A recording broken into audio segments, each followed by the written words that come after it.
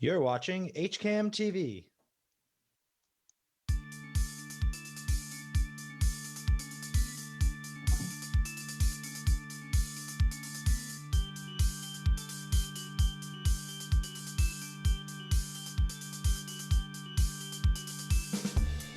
Hello, Hopkinton, and welcome to the Hopkinton Hangout Hour. I am today's host, Jim Cousins, who is happy to welcome our guest, Dr. Carol Cavanaugh, who loves to come in while the opening is running because it just gives me gray hair. I'm worried whether she's going to be here or not. So, hi, Carol. Welcome back. Thank you, Jim. I am sorry that I come in at 2:59, 1:59. That's okay. That's okay. You're here, and that's all that really counts. So, welcome back after the first week of school having started in Hopkinton. Mm-hmm. And what should we talk about first? Should we talk about driving and parking, or should we talk about how things have been going inside the four walls? I am absolutely happy to talk about traffic and driving and parking and all kinds of things like that. All right, let's get the update on that. I believe there's been some changes and some learning that's already been going on. So tell us how things started and how things are going with driving to school. Okay, so you'll remember last time we were together, you were good enough to show the video of how traffic patterns should work on Hayden Row with the middle school and high school. And I think it was only about 48 hours later that that we actually had people who were backed up all the way to CVS or all the way to the Milford line, and it was absolutely crazy out there. So we have made some changes at the middle school. What we're doing now is we're admitting our 6th, 7th, and 8th graders into the building. They go to different locations. They're seated and socially distanced from one another. So that's been working out a whole lot better. If I can encourage people to do one thing, if you're pulling into the high school and you don't see people who are in the old bus loop, just loop right in through there. I guess what should be in every driver's mind is, how do I take my car in off of Hayden Row Street? Just so that the people who are, regular citizens in Hopkinton, not coming to our schools, can also pass through the Hayden Row Street piece. Item number 2 on my transportation traffic list. We had reached out in the summertime to say to families, we could really use your help if you were able to drive your children. And we were really, really fortunate in that so many people could do that. Now we're kind of reaching out and asking people to go a little bit in the other direction. We have put to date about 200 students back on buses, which has been wonderful. So that I think should be helpful in eliminating some of the automobile traffic. At the elementaries, so at Hopkins and Elmwood, we still have some backup there. So if people could be, try to be a little bit quicker getting your kiddos out of the car, back into the car. One of the things that I think will help at Elmwood is we have done, we check parents' licenses to make sure that we're not giving our students away to people who we shouldn't be giving them to. So we have, car window plates that will help a little bit. And once we get more kids into the buses, that should help. But a very funny story from last week, we had an 18-wheeler that just came right into the building at dismissal time, and that really created some gridlock down there at the Elmwood School. So that wasn't so good either. They were making a delivery to the school at that time? Well, you know what the person was delivering, and we didn't know it. We've ordered storage containers because when we started to separate the desks in our classrooms, we had to move a lot of desks out. And they've been in places like in cafeterias, on stages, in hallways. And so when we got these great big storage containers, but they're so large and so heavy that they come on a flatbed and they have to be lifted out with a crane. Mm-hmm. So what we didn't know was the 18-wheeler was actually the Elmwood storage container. So when we told that poor driver that he needed to move his truck, his storage container is now at the middle school. Oh. So Elmwood will eventually be getting a storage container, but not at dismissal time, we hope. So. Right. Yeah. So you know what? I haven't been in the middle school. Where is all this stuff now that's going to be going into the storage container? Like for example, in Elmwood, mm-hmm. I mean, because from what I've seen in the schools, there is very little to no storage. available in the schools. All the spaces are used. So where are they piling it up? Have you seen? I think, so this is a terrible thing to say because I see piles of furniture everywhere. So I think when I was in the middle school the other day, what used to be the area of the cafeteria where kids were sitting and eating lunch had an awful lot of stuff in it that was heading out to that storage container. You know, if you go into Hopkins and you look at the stage, so where kids are sitting in the cafeteria, if you look up on the stage, there's an awful lot of stuff up there that, and you know, we don't know how many kids we'll need to accommodate as students move into the district. Maybe we have some remote kids who will become hybrid kids. So we are trying to free up that stage space and that cafeteria space in the event that kids will need those spaces, you know, to accommodate lunch. Yeah, so we are moving an awful lot of furniture into storage containers right now. Okay. So by the way, just a side note, you talked about our little video was kind of expired 48 hours in. What we might want to consider is making school specific videos that could then be hosted on their websites as well as promoted on HCAM. So if one thing changes, we can just swap out that particular video. Yes, that's really helpful. And I think today we have some SROs who are going to be at school resource officers who will be at the Hopkins School to kind of, you know, navigate the traffic flow there. There are just, it's funny if you kind of analyze it, there are small spaces like into the S curve in front of Hopkins. If, you know, parents will stop and just let 18 buses through at once, it feels like an awful lot of traffic going through when 18 buses go through. But once we get those kids and buses out of the way, then the traffic actually flows a whole lot more freely. So yeah, that's part of our goal, is to just get people to a place where they understand where the gridlock is, and then we can work on it. So Right. Yeah. So you had some amazing first days as far as cars coming in and lining up Mhm. for eternity. And so a change has been instituted, and the things look good. Do you think so far it looks good? Do you think you're still examining it and as a work in progress? Yeah, it's a really strange situation. I think we have some very good days and some very not so good days. This morning, for example, out on Hayden Row Street, didn't feel like things were flowing very smoothly. But last Friday, I was out in front of the school, and you know, if someone is there to kind of direct parents, it seems like things will work a little bit better. So when I can be, I'm out there. I know Mr. Bishop is out front. I'm sure we have people out back making sure that the kids are getting off the buses safely. And then we obviously have our middle school administrators who also need to be now inside the building so that they can be watching the kids, you know, a little oversight in places where we are bringing in, you know, parent drop off earlier than 7:15. So yeah, I think it just takes some getting used to. So if you had I don't know, a teacher who was teaching a class and had to be there for first period on Thursday, what would you recommend that teacher get there? What time you think they should arrive?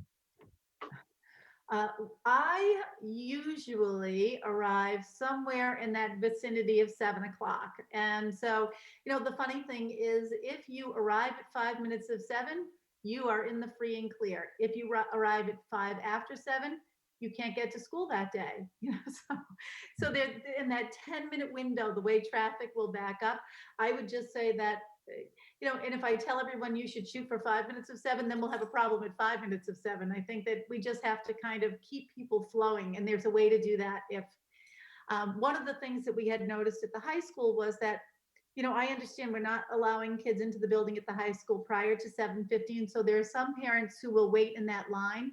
What we'd ask them to do is just find a parking space and then let your child out at 7:15, because if they start queuing up, then there's nowhere for people to move it off of Hayden Row Street. So we have no problem with keeping your kid in the car until 7:15. Just finding a parking space would be helpful. So there are little tricks that we think can prevent gridlock. We just need 100% participation on all fronts. Right. Do you think, I don't know, do you think that the downtown construction project might have an impact, or is that too far away to really be a presence? I don't think that they start that early in the morning. I think they start later on.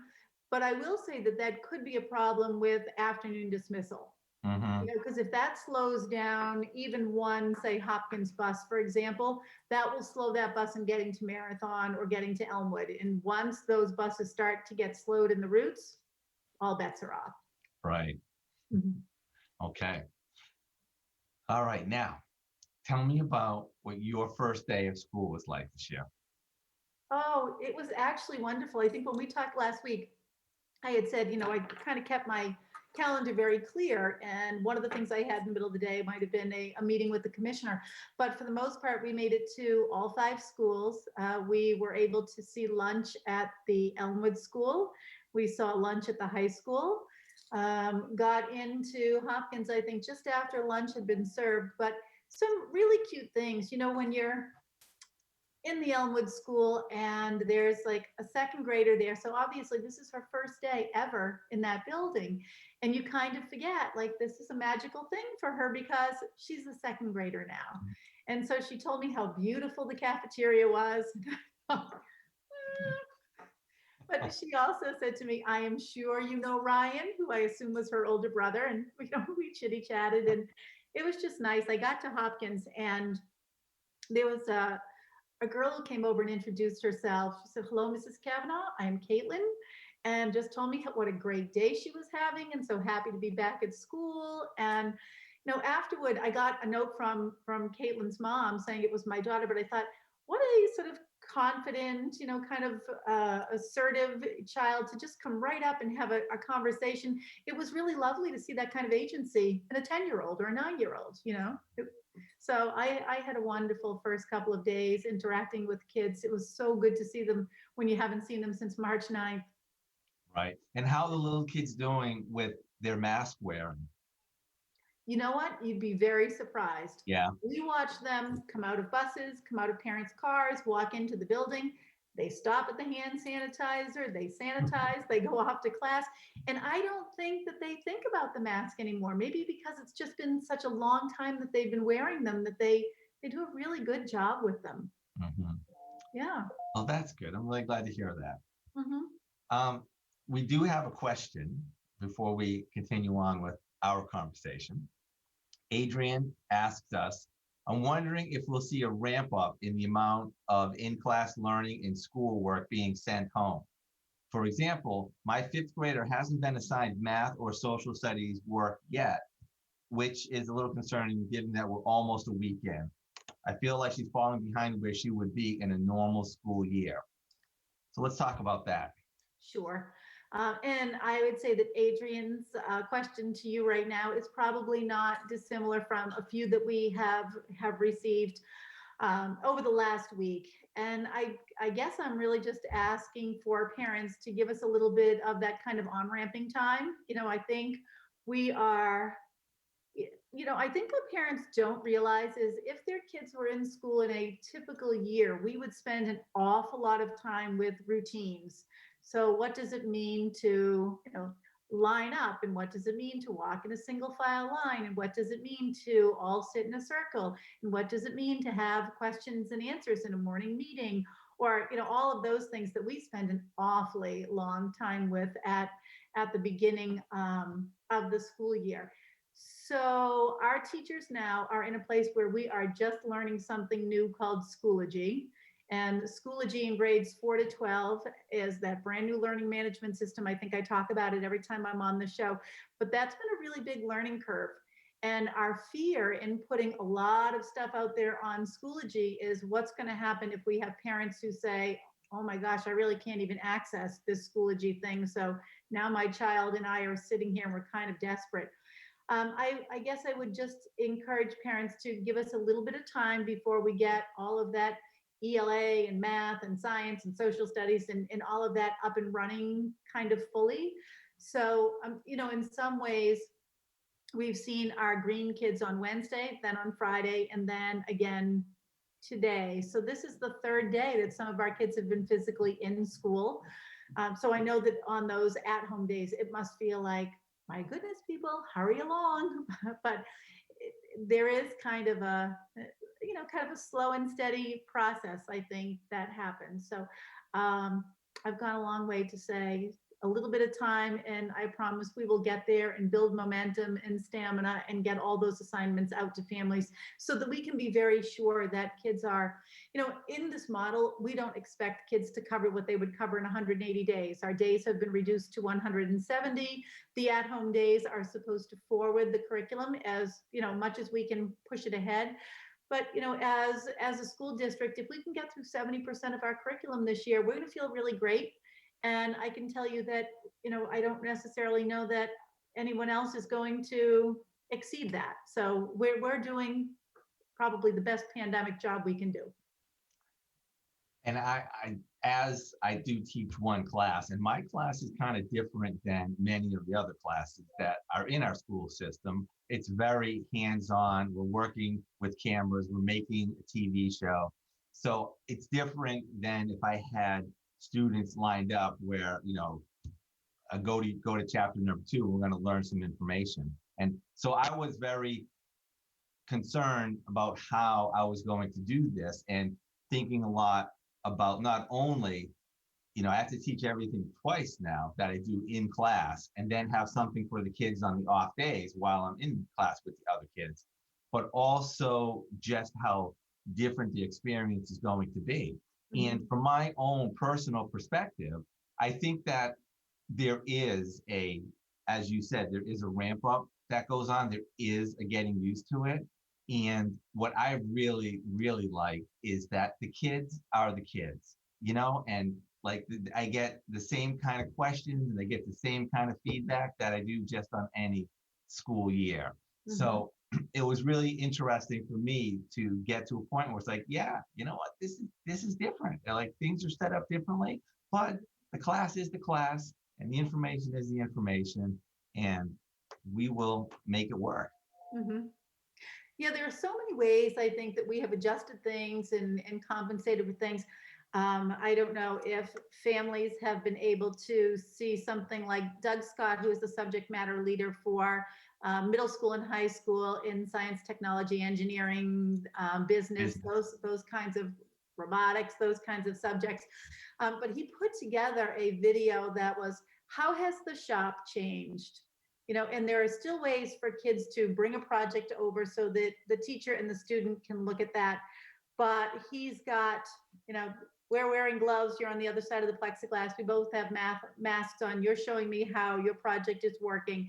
I'm asking you questions. You're going back using the engineering process to revise and revisit. And his video just sort of speaks to it all. Like, here's something that you are going to tap with your foot so you don't have to touch it with your hands. Here's a way that you're going to go to the robotics pit and touch your project without having to touch your project. Like, it's just so interesting. It is. And I got a piece of plexiglass in my class too. And there is very few things as awkward as trying to communicate with the student through plexiglass, right? But you know what?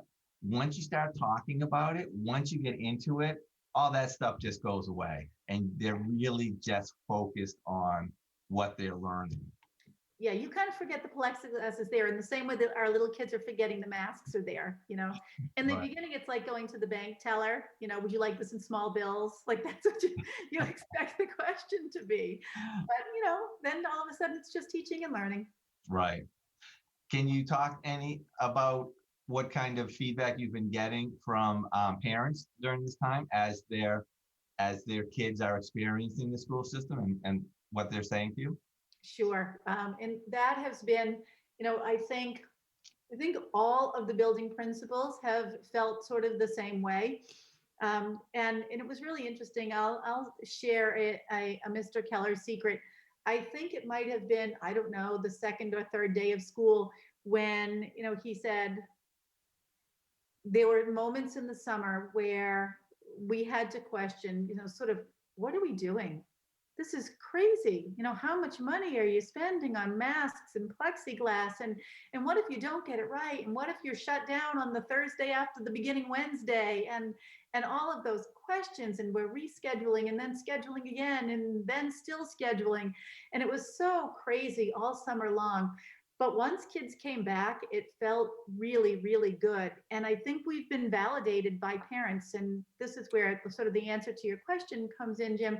So on the very first few days of school, standing out in front of the high school or the middle school, and parents would like sort of stop and roll down their window and say, thank you for all you're doing. Mhm. And I think that was really validating. And then we got email from parents saying, my kids have been, kind of slumpy all through August. And now they've gone to school and come home and they are entirely revitalized. They're smiling, they're chatting, they're associating with friends that they haven't seen in a long time. So I do feel like it's been a worthwhile endeavor, and it's been hard. I know that, whether you are an administrator, a para, a custodian, the director of building and grounds, cafeteria worker, one of our teachers, central office administrator, it doesn't matter who you are, this has been so hard, and now it's all paying off. And we feel, I think, really good as an organization. Yep. Yep. I agree with that. You know what? As we know, as we say all the time, Hopkinton has the best public school system. It's just awesome. And one of the things that people have seen me talk about it is the level of caring that the staff and the teachers have. The staff have always been like, everything that's important is what's inside your classroom, and we are here to support you in doing that. So I felt very affirmed by that. And the teachers, just have tremendous stuff going on in their classroom. The engagement that they have with their students and the projects that they come up with. And, just you could spend all day talking about the awards and the recognitions and the amazing things that go on, which include Mr. Scott getting an incredible teacher award this past year. This is like, all these things are like really good. And this has been so strange, so weird. It's, teachers have been working on this since March, April, May, thinking about, how to teach in this environment and what is the best way to teach in this environment. And it is really exciting to have some interaction, to have some, I don't want to say normalcy, but as close to normalcy to our experience as we can have at this time. Yes. I also am very excited whenever I look at what's been going on in Massachusetts with what I think is the most important number, the 7-day rolling average of infection rate, and it's like 0.8. It's, I heard on the radio it was like second best in the nation, but I don't know if they're including Alaska, where I don't think there's anything going on in Alaska. But anyways, from a very difficult situation down to 0.8. So I'm curious, what have you seen? A lot of school systems are opening up now. Some of them are going full remote. Some of them are going full remote for a month and then coming back. Some of them are doing hybrid. What kind of feedback have you been getting amongst your peers? Yes, so I have actually gotten some feedback, even from parents who will say, we talk to parents in other communities, and we are so happy that we live in Hopkinton, because our doors are open and our kids are getting what they need in those classrooms. But yes, a lot of my superintendent peers. So one of them had said she really wanted to open her buildings, but she couldn't because she could not establish 6 feet of social distancing no matter how she tried it. So we are lucky to have the buildings that we have. And then, some of the others who took a really cautious approach and said, let's try to open on October 15th, for example, just to see how things fell out in other places. But, we didn't take that approach. We said, if we're going to do it, let's just dive right in. And that's sort of what we did. So I'm really pleased with what we have done here. And I agree with what you're saying about, our teaching staff. Now, one of the things that's interesting, I think, about when you go to a full remote model, you've got to start thinking as a teacher, what is it that I can give kids that they can do autonomously? And then what do I spend my really valuable sort of face-to-face time on? And even the face-to-face time when you're fully remote is a little bit limited, I think, in that the conversations that we're having are like this, electronic, right? So, I think that with our teachers being able to communicate face to face with some of our kids, most of our kids, it just sets up a little bit different dynamic. You know what I mean? Yes. So yeah, that's been really nice. I've been very pleased with how things have kind of fallen out. And I think even when we talk about our remote kids, I think that they're getting an excellent product. We had a meeting of all the administrators this morning, and we talked about, so let's take our remote teachers and make sure that they too have PLC time and time to check in, and to be sure that they have all the technology that they need. So we want to support all forms of learning, and I think we've been able to do that. Our CARES Act money has been able to buy not just a lot of plexiglass, but an awful lot of technology too.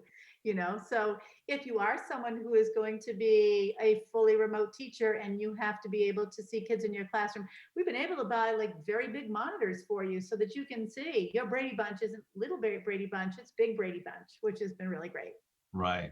Yeah. All right. So we are transitioning to a half-hour segment now that many of the decisions that you had to do have been made, and we're keeping up with that. But I'd like to just, before we run out of time, I'm wondering if you can say, over these past 7 months, are there things, parts of your job that you have had to put off or delay or put on hold while you and your administration's attention has had to go to figuring out everything, and what you're looking forward to getting back to once we get a little settled there? Sure. I think most of what we have all been doing has been managerial and operational. Like just ordering things and reading about whether your windows should be opened or closed, does your HVAC work, all of that kind of stuff. What will really be nice is we can get back into the business of, for me, two things. One will be a really nice, strong focus on teaching and learning. I always say that classroom, that's our business. That's the business that we're in. We're not in windows. We're in kids. So we'll be able to get back at that, I think, quite a bit. And the assistant superintendent, Jen Parson, has done a really nice job of trying to get everybody ready for what does remote learning look like, because whether you are hybrid or fully remote, you've got some remote learning on your plate. So that's been really important.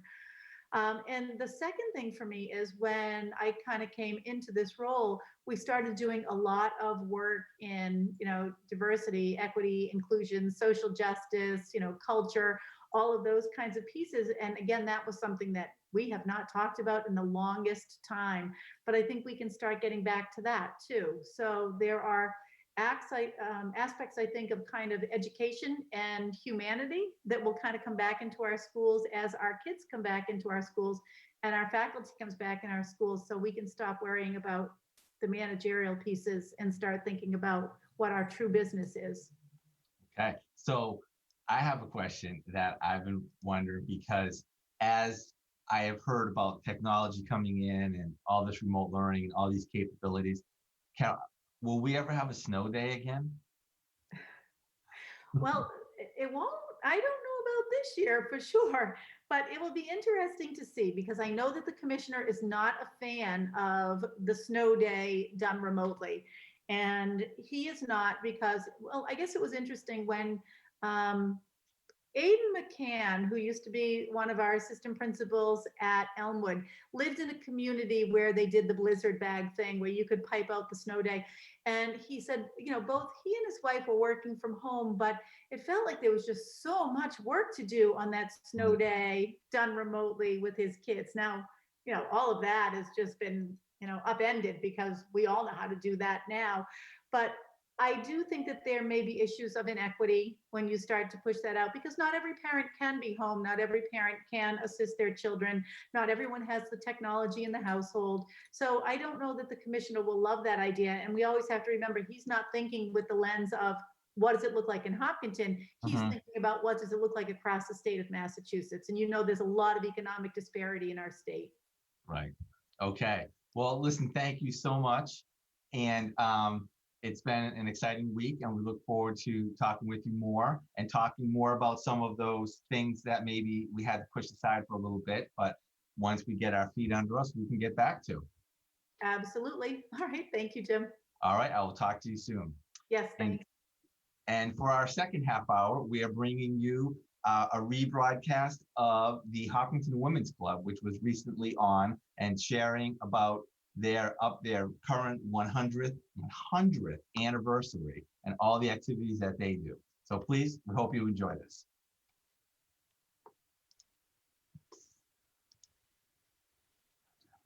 Right now, I'm very happy to welcome Yvette Madney and Nancy Tarsi, both from the Women's Club, who are going to be catching us up with all the exciting things, and I mean that are going on there. So Nancy and Yvette, welcome to you both. Thank you so much. Good afternoon, and thank you so much for having us today on HCAM. Thank you very much. The Hopkinton Women's Club has a very exciting year. We're celebrating 100 years of service, started back in 1920.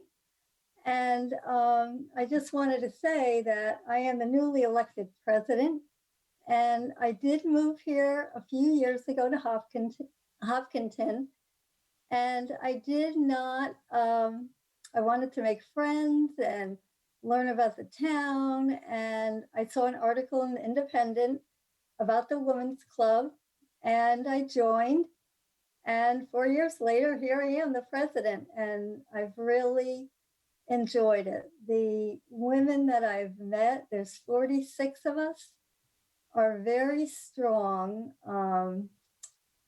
gracious. They love our town and to serve our town and to volunteer their time. They've really helped me a lot in the 4 years. And so I'm looking forward to the next 2 years with all of their support to continue our mission. And our mission is really to improve the Hopkinton community. And we do that in several ways, philanthropic events, we run fundraisers, we have educational events and social events. And we run, great programs. Yvette's in charge of the program committee, and we really have a lot of wonderful things that go on. So that's a little bit about it. And all right, so you know what, Nancy, I'm just gonna go away now because you clearly don't need me here. Wow, you did an awesome job in introducing the Women's Club. So thank you for that. okay. I wanted to follow up. I asked you, so how have you been in Hopkinton for 4 years? Yes. Okay. 4 years. Yes. And where did you come from? From New Jersey. Okay. Yeah. So I retired. I was in the hospital profession for medical profession and moved up here and decided to retire and trying to keep myself busy. And I think the presidency is going to do it. Yeah.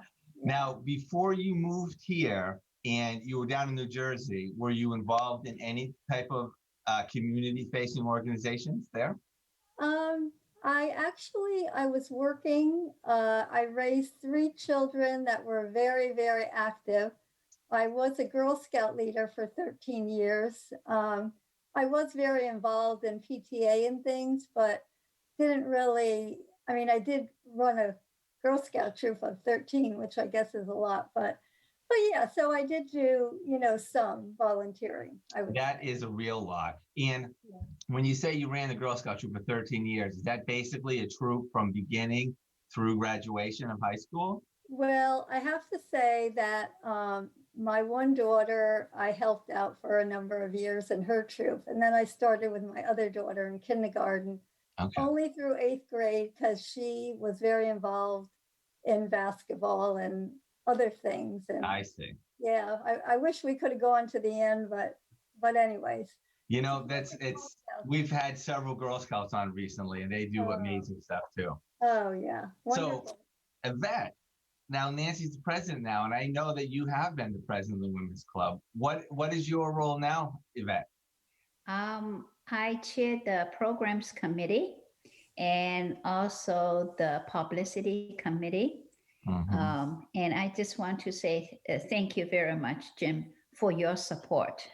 You and HCAM have been wonderful to us always. The Women's Club is a nonprofit. We are all volunteers, and we try to do community outreach activities and through our service and donations. And I think this is the way you come in, you help us to sort of, just let people know what we do. So we are partners. And I think all of us at the Women's Club really, really appreciate your support. So thank you. You are more than welcome. As you know, that is why we exist. You all work in this nonprofit community-facing organization to help make our community better. And as a nonprofit ourselves, our mission is to connect our community with organizations and activities such as yours, just to keep us all informed, educated, and entertained. So I do really appreciate those kind words. Thank you. You're welcome. Now, how long have you been in Hopkinton? We've lived here for 11 years. Okay. Hard as it is to believe. And where did you come to us from? We had moved from Shanghai. My husband he was working for EMC at the time. And so he was sent to Shanghai as a CTO for their new research and development center. So we were there for 3 years. Before that, we were in California. And like Nancy, I saw an ad in the Independent about the Women's Club. I had been a member and served in the Shanghai American Women's Club and had so much fun. So when I saw that ad in the Independent, and I thought, oh, great.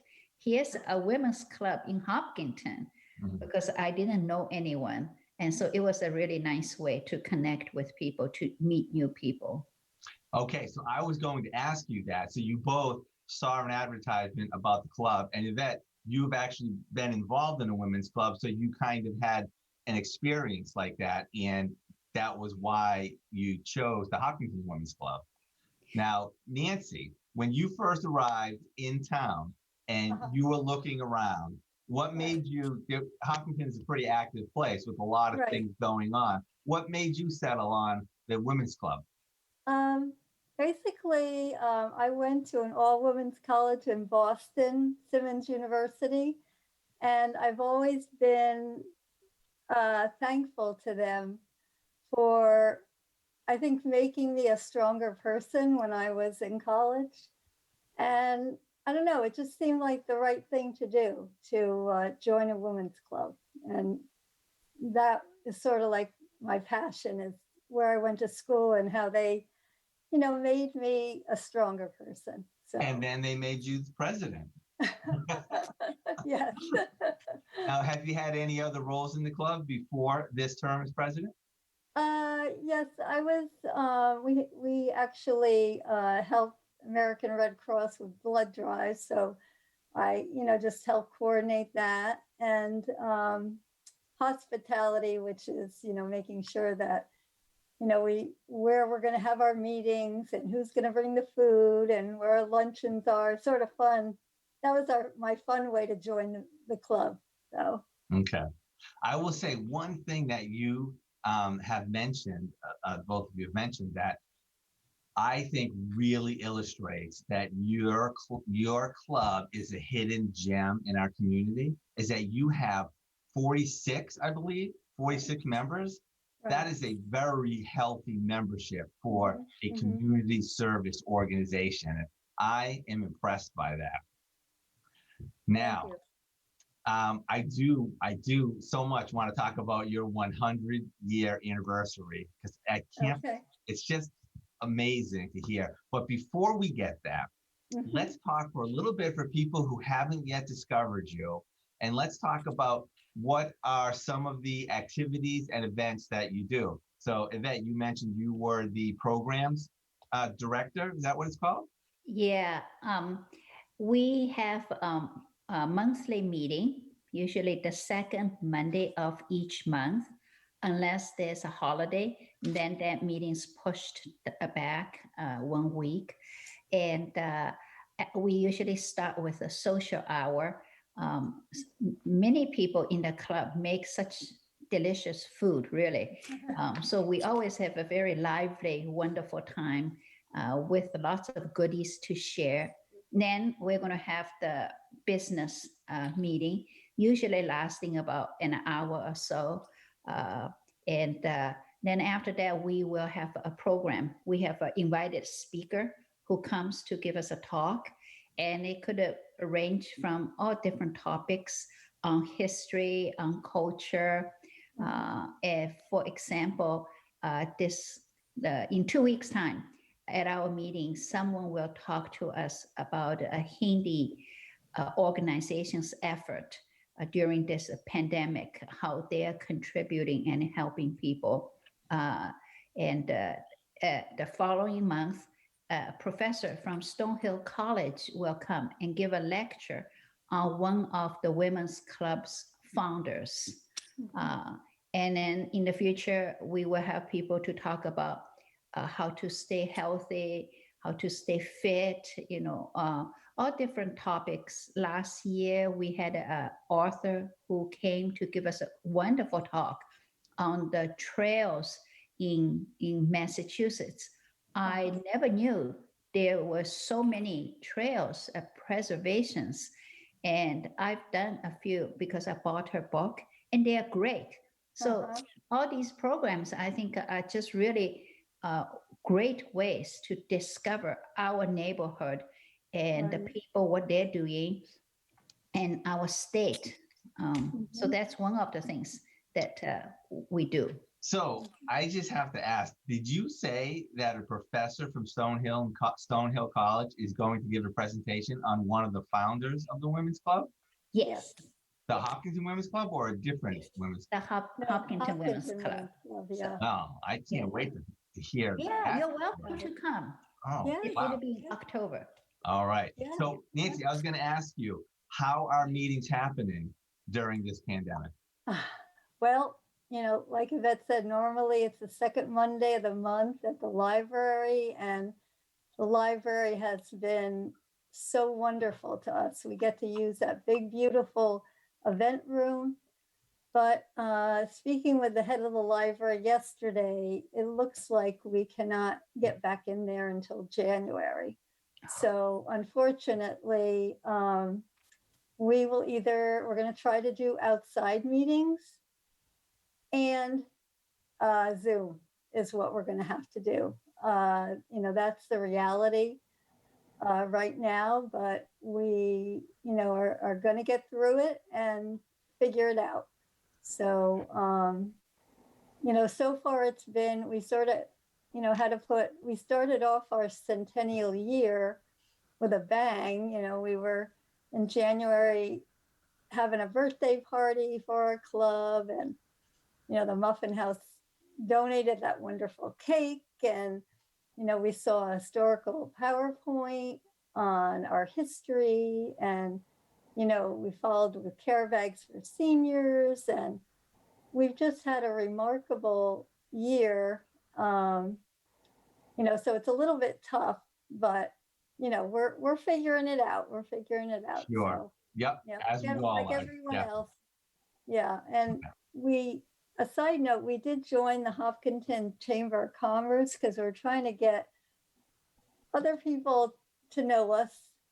And especially now during this COVID pandemic, I feel like we really need to be in tune with all the businesses that are in town. Mm-hmm. And, there are a lot of people struggling, and, trying to help them and make sure that they, can survive. So, I feel like our mission possibly is growing a little bit,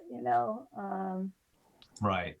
So, yeah. So we've heard a little bit about what a meeting is like, Yvette, some of the structure that you have, and some guest speakers. I'd also be interested to hear from the both of you. What are some of the activities that you do to support our community?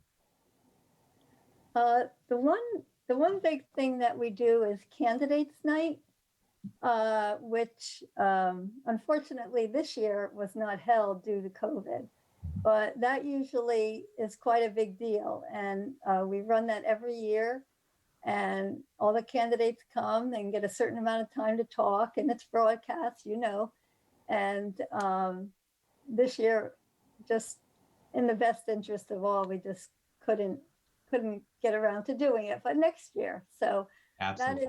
that is one big thing that we feel that we contribute. And I think it's a wonderful one because you invite every single candidate, whether they're in a contested race or not. So Right. our community, gets to hear about some of these positions and the Yeah. people who are volunteering for our town. I think it's a Right. great service that you do, Right. and not just Right. because you work with us at HCAM on it. Yes. So we will continue it next year. No matter what, we'll figure out a way. This year, it just sort of didn't work for us. I think the whole, being nervous about everything. And Yep. So. I get you. Yeah. What else? I think we talked about scholarships. I don't know if I did scholarships that Nope, we. that's what I was wondering. That's Okay. we haven't heard about that yet. Okay, so we do a lot of fundraising in town, and most of our money goes towards high school seniors that are going to college. And this year we were able to give out $6,500 worth of scholarships. And it's just makes us all really feel good to see these accomplished kids having a little bit of help. It's, from our club, and it's very, very worthwhile. So that is our main purpose in fundraising. I mean, we also give to, the food pantry, veterans breakfast, which I volunteer at, and I just love. And I miss that so much because I love bonding with all the veterans from our town. We give to the library, the senior center. We really do try to contribute to a wide range. The Michael Lisnow Respite Center, Bay Path. So there's quite a few organizations that we try to help out. Right. And during the pandemic, we are right now having a special campaign. We're raising, trying to collect 100 masks to be distributed to needy families through the Family and Youth Services in town. Mm-hmm. Mm-hmm. So that's really nice. Yeah. So I think the Women's Club is the oldest nonprofit in Hopkinton, and I understand that it has never stopped functioning through all the wars, through the terrible weather, and even during this pandemic. Right. We are still meeting on Zoom. Nancy is still collecting the masks. She has a basket outside of her house so people can drop them off. So that is one core mission for us. And now that you mentioned, that is stunning. 1920 was when your group was founded. Imagine that. Yeah. And I believe you have, what do you have, journals or meeting minutes? You have things that go way back. Yes. Yeah. That is very interesting to see at the Historical Society. I was able to go down into their basement and look through those, and it's amazing. It really is to see that. And the one thing that we're having this year is a time capsule. I don't know if I mentioned that, but no, we haven't heard about that. Yeah, we had a beautiful wooden box made by a local man, very talented, and it was donated by one of the members, and we're going to fill it with town information, town newspapers, receipts from the time, pictures and bios of us, biographies, and masks and no masks. And we're going to have it open. It's going to be at the library, I believe, and be open in 50 years in 2070. So, and we'll also put in, we actually are very excited this week because our marathon runner is going to be running on Friday. She's doing a virtual 26.2 miles in her town of Upton. So we're going to go and take pictures of her, and we're very appreciative of her. She's raised $4,000 for our club, and that will mainly go to scholarships. So we'll put a bunch of pictures of her in our capsule, and it'll be very, very exciting. Who is that person? Dawn Barnes, Barnes. Yes. That's great. Yeah. Now she's in Upton. How'd you connect with her? She actually, one of the women in our club, the vice president, I believe, knows through a running club or through her gym somehow they connected. Okay. So that's, yeah. So we had a few different people, and she seemed to fit, you know, what we were looking for. And she goes through town. She works in Ashland. So she goes through Hopkinton every day, or did at least before COVID, every day to work. So she feels like she's like a member, you know, of the town. Right. It'd All be- right. Yeah. Oh, go ahead, Yvette. I was just going to say it'd be interesting to see how she runs in Upton, 26.2 miles, or in that town, how she manages to do that. Well, I think she has a loop. I think she has like a loop that she will do and continually, do that loop for the 26 miles. But so she gave us an area to go to give her support when she's at her most tired time, so we're gonna go and cheer her on. So That's yeah. really nice. Yeah, it is really nice. It's, it's too bad about the marathon. We feel, but again, there's nothing, it's beyond our control, and Dawn is just going at it strong. And Yep. so That's great. And you know what? I do think that that this is a very difficult time, yeah. and I don't want to diminish that at all. Mhm. This country, went Right. through world wars. This country is going to overcome this, and we Right. will come up the other side. And Mhm. as well as the large amount of suffering that a number of people in this country are going through, there are lessons, and there are, strengths that are being revealed, and people are finding that they're strong, and Right. you think Right. things will get better. I think so. I Yeah. think so. Hope is my big word. It's like, you have to have hope. And Yep. but Jim, one thing I wanted to mention is a big fundraiser that we've always had in town, which is being drastically affected because of COVID. And that is our town directory that everyone gets free every year to every Hopkinton resident. Yeah. And we just felt like this year it wasn't appropriate to ask businesses with their hardships to advertise, which is how we make the money. And we usually do very well with it. But so because of that, we're not having it. We are attempting a new thing that we're attempting is selling wooden signs on our website. So we actually just put up on our website, we have, I know I can't show you because it's little, but there's different signs on our website that are for sale. And we're just trying to figure out ways to raise money for the scholarships and all the organizations. So that's one new thing that we're doing. And So- Nancy, these signs are handmade by members, right? Yeah, they were all handmade. Yes, good point, Yvette. All handmade. And one member that I have to mention, and Jim, I'm sure you know her, Marie Smith.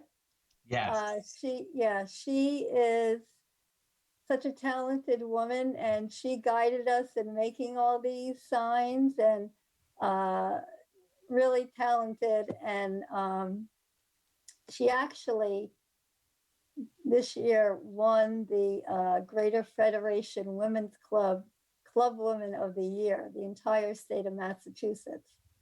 Wow. And her love for Hopkinton is unbelievable.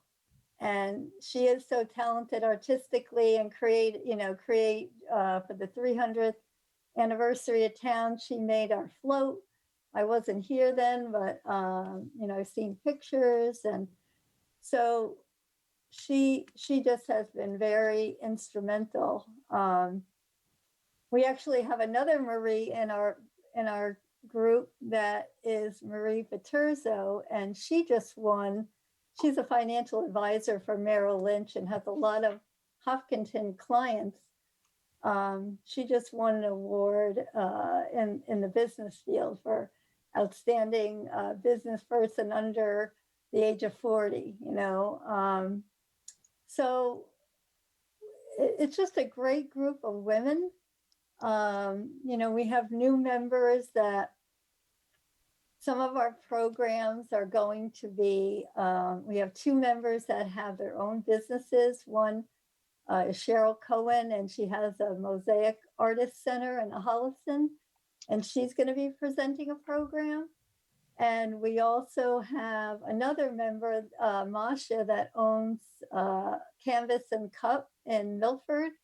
And it was canceled due to COVID, but we're going to try to, figure out a way to support her and her support, our mission, and give to a new fund that we actually created this year, called the Family Support Fund, where we're trying to set aside a little bit of our monies to help families that have, I don't want to use the word dire, but urgent needs, whether it be electricity going off, or don't have, payment for car insurance, whatever it may be, to try to help a little bit, Right. with that. So we're sort of delving into that area also. Okay, that's So a we have a lot. lot going on. You sure do. You sure do. And I'm about to show just a couple quick pages on your website, so people can get in touch with you when now that they've heard about you and may be interested. But Yvette, I was just wondering if briefly you could maybe go over some of the events, activities, or whatever you're doing in recognition of your 100th anniversary. Oh, as Nancy pointed out, we are going to collect all the things for the time capsule. Then Yeah. we're going to seal it. Unfortunately, because of the pandemic, we now have to add things related to the pandemic. Those were not items that we ever thought about, like masks. Right. Yeah. And also, we are collecting jars. At the beginning of the year, everyone was giving a mason jar to collect change. And we could also write on top what charity we wanted this to go to. And we're going to vote and pick just one charity to donate all the money. I know that's another funny thing. I personally have used very little cash. Instead, we use credit card to Yep. be safer. So I hope people will just stuff in bills, Right. instead of change. And we look forward to voting and see which charity will get all that donation. So these are 2 of the things. And we ordered a banner to put it up over downtown Hopkinton. And Right. I think, do you know, Nancy, when it will be? Hopefully the beginning of October, the banner will go up stating 100 years. Yeah. So everyone can see it. It was supposed to go up right after the April marathon, but obviously that didn't happen. So, All yeah. right. So at this point, for people who may not have seen your website yet, and a couple of things that you've talked about during the show, here is your website, hopkintonwomensclub.org. And you talked about the Dawn Barnes, who is your marathon runner, who run her virtual marathon. That's Right. Dawn. And Right. these are some of the Excuse me, Jen. signs that you have have designed and are selling to support your mission. Right? Very Right. nice. So anybody who is interested, I would recommend hopkintonwomen'sclub.org. And that, I'm afraid, is all the time we have.